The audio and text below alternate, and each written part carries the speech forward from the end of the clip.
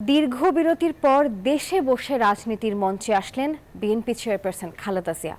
শহীদ president Ziaur রহমানের শাহাদাত বার্ষিকীর অনুষ্ঠানে virtually যুক্ত হয়ে বিএনপি চেয়ারপারসন আশাবাদ ব্যক্ত করেন, সব শঙ্কা কাটিয়ে দেশে গণতন্ত্র পুনঃপ্রতিষ্ঠিত হবে।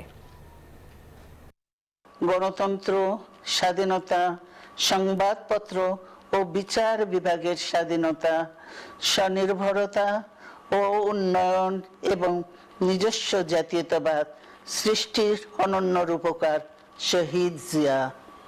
যে গণতন্ত্র প্রতিষ্ঠা আর সার্বভৌমত্ব রক্ষার লড়াইয়ে তিনি শাহাদাত বরণ করেছেন, সেই গণতন্ত্র নিরবচ্ছিন্ন যাত্রা আজও বাধাগ্রস্ত হচ্ছে প্রতি পদে পদে।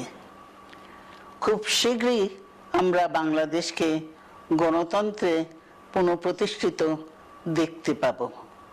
এই হোক শহীদ জিয়ার শাহাদাত বার্ষিকীতে আমাদের অঙ্গীকার। এই লক্ষ্যে সুশৃঙ্খলভাবে এগিয়ে চলার জন্য আমি বিএনপির সকল পর্যায়ের নেতা কর্মী ও দেশবাসীর প্রতি আহ্বান জানাচ্ছি।